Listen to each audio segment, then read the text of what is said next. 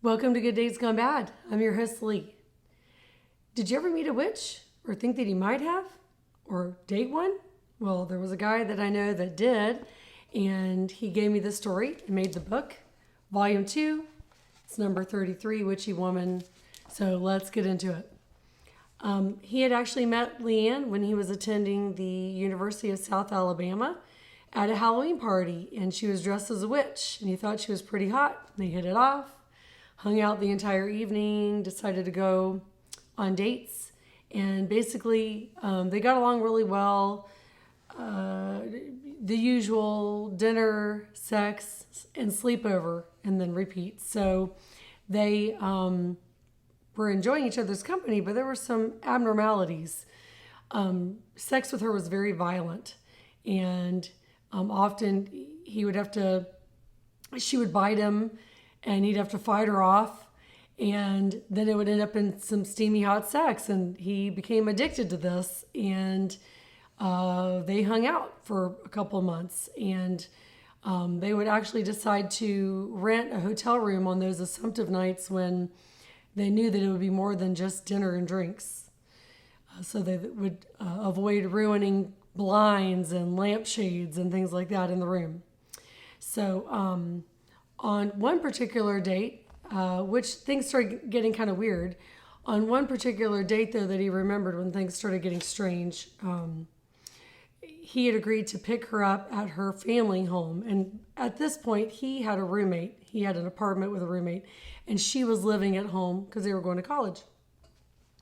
And as he was driving up to her family home, it was a plantation-style home with live oak trees and Spanish moss and things like that. And he noticed that there were these circular burns around the base of the oak trees.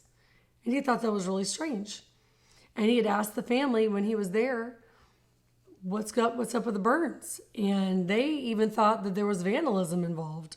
They had reached out to the police, were trying to get it investigated. They weren't really sure.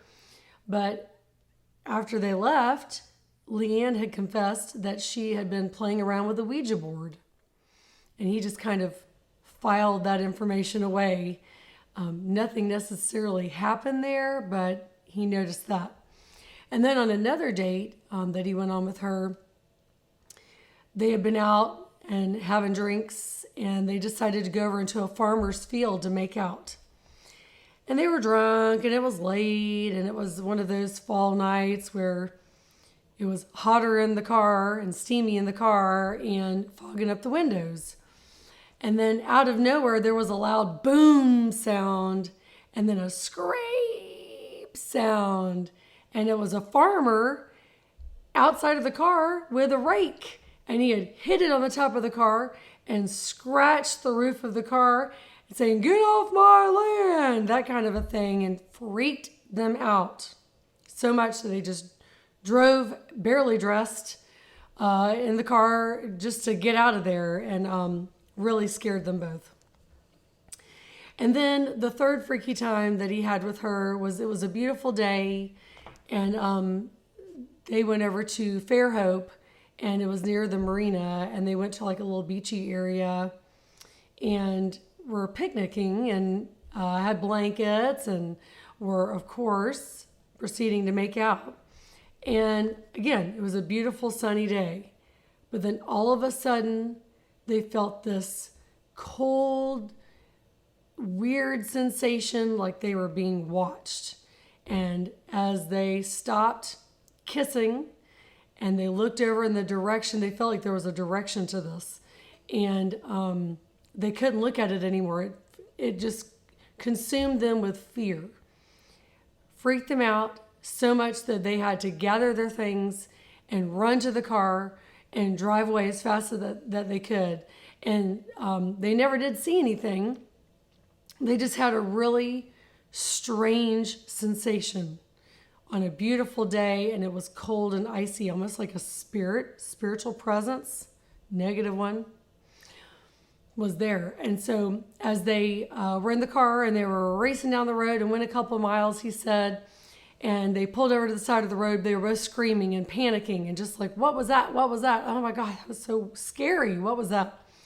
And then just moments later, these fire trucks start screaming past them on their way to a fire, wherever it was going. But all these fire trucks and all these sirens, and it just scared them to death. And he just couldn't get past it. I think that was the last straw between the wild, crazy, violent way that she approached physical encounters with him, and then the saying that she messed around with the Ouija board and the burnt circles and the farmer with a rake, and he'd had enough.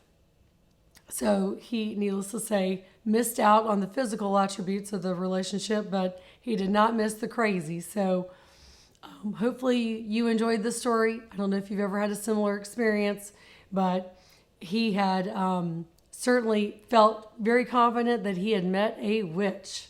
So stay tuned for more Good Dates Gone Bad.